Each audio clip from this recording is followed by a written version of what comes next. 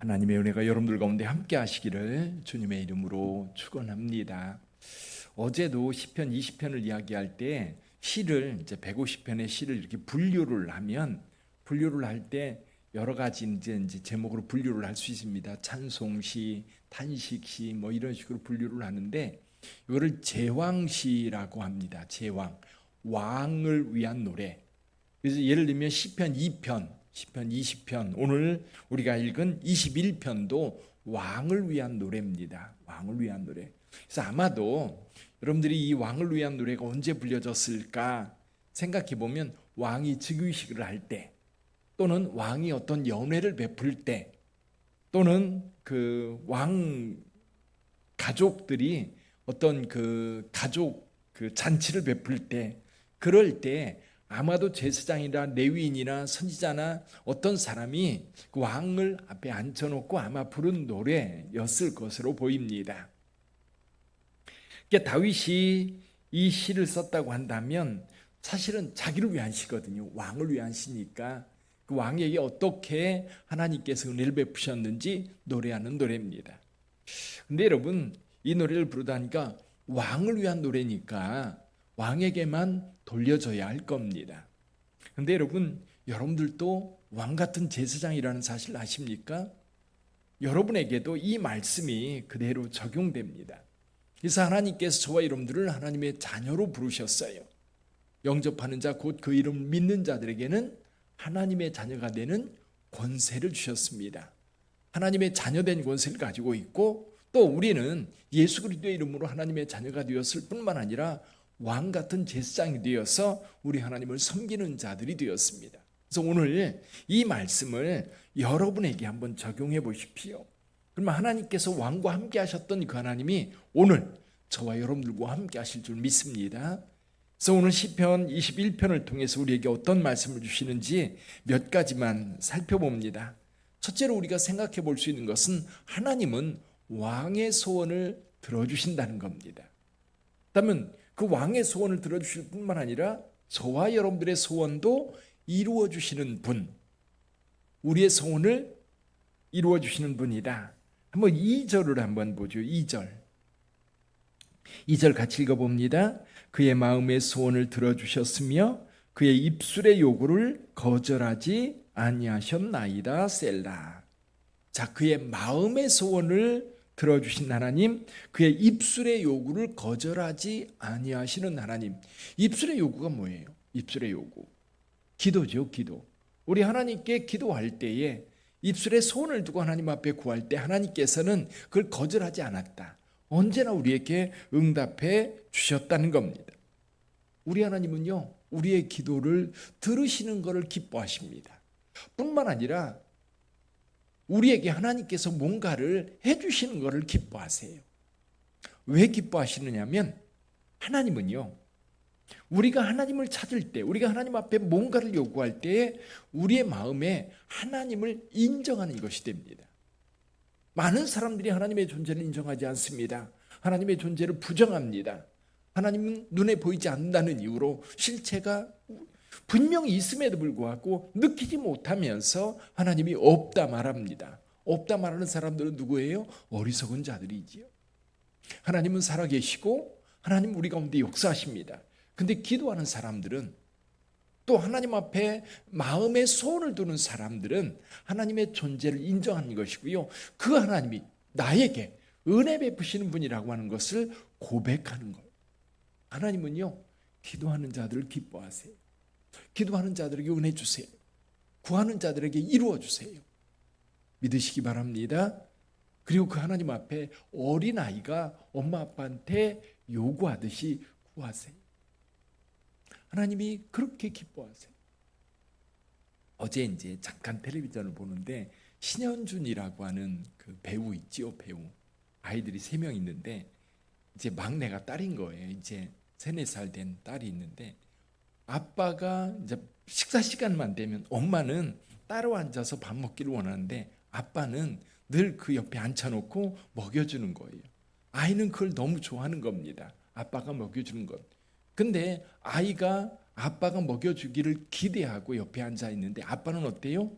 그걸 먹여주면서 너무 행복해한 거예요. 행복해하는 거예요. 너무 행복해하는 거예요. 그래서 그걸 보면서 그런 생각을 했습니다. 하나님의 백성들이 하나님께서 무언가를 해주시기를 기대할 때 하나님은 너무너무 행복한 모습으로 이루어 주시겠다. 하나님, 여러분들이 그 어린아이가 돼서 우리 하나님이 뭔가를 내게 해주시기를 기대하고 있어요. 기대하는 얼굴로 하나님을 바라보면서 하나님 이거 해주세요. 이거 해주세요. 할 때에 하나님께서 그것을 해주시면서 저렇게 행복해 하실 것 같다. 아멘. 오늘 또 이 새벽에 여러분들이 나오셔서 하나님 앞에 구하는 것, 우리 하나님은요, 그 들으시는 것을 기뻐하실 뿐만 아니라 이루어 주시는 것도 너무너무 행복하게 해주신다는 사실. 우리 하나님께서 오늘도 여러분의 소원을 이루어 주실 줄 믿습니다. 여러분, 우리 하나님께서는요, 너희 안에 행하시는 이는 하나님이시다. 그러면서 자기의 기쁜 뜻을 위하여 우리에게 소원을 두고 행하신다고 빌립보서 2장 13절에서 말씀하고 있어요. 여러분, 그 소원을 이루어 주신 하나님, 그 하나님께 기쁨으로 구하시기를 주님의 이름으로 축원합니다. 또 한 가지는 우리 하나님은요, 우리가 기쁨을 얻기를 원하세요. 우리가 기쁨을 얻기를 원하세요.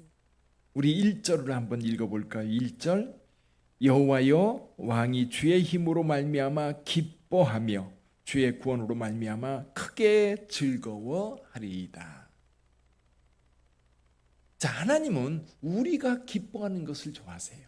좀 전에도 신현준 배우를 이야기를 했는데요, 여러분, 그 아이에게 먹여줄 때 아이가 너무 행복해하는 모습을 보면서 아빠가 너무 행복해하는 것, 그러니까 그 아이가 기뻐하고 그 아이가 즐거워하는 것을 우리 하나님이 보시면서 행복해 하신다는 거죠. 그러니까 우리 하나님 우리에게 기쁨 주기를 원하시는 거예요. 우리가 기뻐하기를 원하시는 거예요. 6절도 한번 읽어볼까요? 6절 같이 읽어봅니다. 그가 영원토록 지극한 복을 받게 하시며 주 앞에서 기쁘고 즐겁게 하시나이다.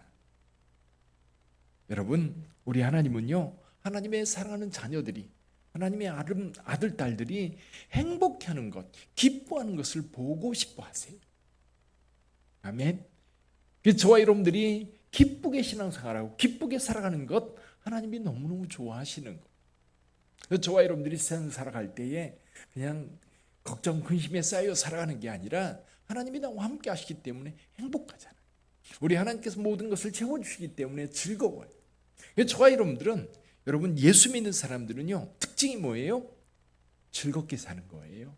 행복하게 사는 거예요. 왜 즐겁고 행복합니까?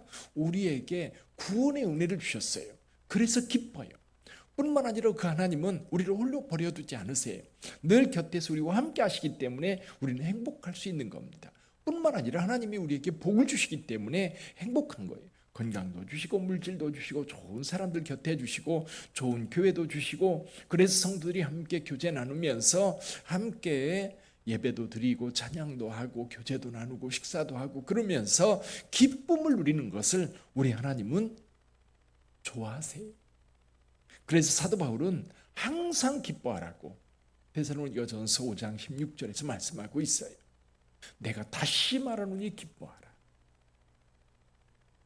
여러분, 우리가 기뻐하는 것을 하나님이 좋아하세요. 그래서 여러분, 저와 여러분들은 세상 걱정 의심에 막 몰두하는 게 아니라 여러분의 하나님이 주신 은혜 안에서 기뻐하라. 제가 교회를 건축하면 누누이 말씀드렸던 걱정 의심에 대해서 하나님 앞에 기도만 하면 하나님께서 늘 하신 말씀, 아무것도 염려하지 말고 모든 일에 기도와 간구로 너희 구할 것을 감사함으로 어떻게 하라? 아뢰라. 하나님께서 늘 아무것도 염려하지 말고, 염려는 우리에게 기쁨을 빼앗아가요. 우리에게는 기쁨을 빼앗아가고 우리의 즐거움을 빼앗아가요. 그래서 여러분, 우리 하나님을 믿는 믿음 안에서 기뻐하는 저와 여러분들이 되기를 주님의 이름으로 축원합니다. 뿐만 아니라 하나님께서 이 시편을 통해서 왕을 흔들리지 않게 한다. 흔들리지 않게 한다. 그래요, 우리가 세상을 살다 보면 흔들릴 때가 있어요. 마음이 흔들리기도 하고요, 삶이 흔들리기도 하고요, 또 걸려 넘어지기 직전에 흔들리기도 합니다.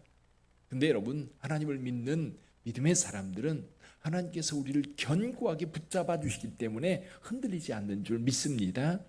여기 왕을 붙잡아 주셨던 것처럼 오늘 저와 여러분들도 붙잡아 주실 줄 믿습니다. 우리 7절을 한번 읽어보죠. 7절 같이 읽어봅니다. 왕이 여호와를 의지하오니 지존하신 이의 인자함으로 흔들리지 아니하리이다. 할렐루야. 우리 하나님께서 저와 여러분들을 붙잡아 주십니다. 그 하나님께서 우리를 붙잡아 주시기 때문에 우리는 흔들리지 않아요. 우리는 세상을 살다 보면 흔들릴 조건들이 너무 많아요. 세상을 보면 정말 그 다툼과 갈등들, 또 경쟁, 투쟁 이런 것들 때문에 능력이 부족하고 연약한 우리는 그 속에 서면 불안해지고요. 두려워지고요. 내가 이렇게 살다가 버림받는 거 아닌가?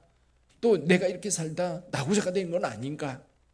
그런데요, 우리 하나님은 저와 여러분을 붙잡아 주시는 줄 믿습니다. 주님을 의지하세요. 주님만 있으면 돼요. 주의 능력이 나와 함께 하시고 주의 거룩한 능력의 손이 나를 붙잡아 주십니다. 내 손 꼭 잡아 주십니다. 걱정하지 마라. 염려하지 마라. 내가 너와 함께 한다. 여호수아를 생각해 봐요. 모세, 그 위대한 지도자, 늘 하나님과 대면하여 대화했던 모세, 그가 느보산에 올라가서 죽습니다. 그리고 그 뒤를 이어서 후계자가 된 여호수아, 모세를 생각하면 모세의 능력, 모세의 지도력, 모세의 그 인자함, 그런 것들을 생각하면 여호수아는 늘 옆에서 그걸 봤거든요. 그 위대한 지도자의 뒤를 이어서 이스라엘 백성들을 인도한다? 그것도 광야를 지나는 것이 아니라 요단강을 건너가서 가나안 사람들과 전쟁을 벌여야 된다고 한다면 이거 어떻게 하지? 부단 경험해 오기는 했지만 또 모세를 보면서 배우기는 했지만 막상 모든 그 직임을 떠안았을 때에 그 두려움과 불안함, 그래서 하나님께서 여호수아에게 하는 말씀이 그겁니다. 내가 내게 명한 것이 아니냐. 강하고 담대하라. 두려워하지 말며 놀라지 말라. 내 하나님 여호와가 내가 어디로 가든지 너와 함께 한다라고 말씀하고 있어요. 여러분, 오늘 우리의 삶을 살게 하신 하나님, 오늘 저와 여러분들의 교회에서 직분을 맡겨주신 하나님, 우리 자녀들을 맡겨주시고 사회적으로도 내가 해야 될 어떤 아주 작지만 그 영역들 내게 맡겨주신 것들 하나님께서 허락하신 거거든요. 제가 그것을 잘 감당하려고 하면 하나님은 지혜도 주시고 능력도 주시고 재물도 주시고 건강도 주실 줄 믿습니다. 우리가 전도축제를 준비하고 있어요. 하나님께 한 영혼 구원을 위해서 기도합니다. 그럼 기도할 때 하나님이 그 한 영혼을 들고 주님 앞에 와서 하나님 이 사람 구원해 주세요. 우리 하나님이 얼마나 기뻐하실까요? 그리고 그것을 위해서 우리에게 얼마나 큰 능력과 권세를 주실까요?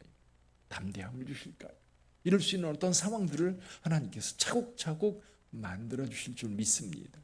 뭔가 내가 주님의 마음에 합한 것을 하려고 주님 앞에 서면 주님이 기뻐하실 뿐만 아니라 그 기쁨을 우리에게 주시면서 우리가 그 일을 성취할 때에 얼마나 행복하겠어요. 내가 전도하려고 했는데 그 영혼이 나왔어요. 얼마나 행복하겠어요. 그런 그 모습을 보면서 하나님은 기뻐하시니까 우리가 구하는 것을 이루어 주려고 하시는 거예요. 이루어 주려고. 오늘도 저 여러분들을 꼭 붙잡아 주실 뿐만 아니라 이루어 주실 줄 믿습니다. 다음 주는 추석 연휴입니다. 여러분이 어느 곳에 있든지 우리 하나님께서 여러분들을 선하게 인도하시고 꼭 붙잡아 주실 줄 믿습니다. 다음 주는 추석 연휴여서 새벽 예배는 여러분 새벽에 하나님의 말씀, 여기 시편 22편, 23편, 23 계속 5시 반에 올려드리는 것으로 대신하겠습니다. 새벽에 말씀 올려드리면 그 말씀을 가지고 묵상하고 그리고 그 말씀 묵상을 단톡방에 올려주시면 함께 나누겠습니다. 기도하겠습니다.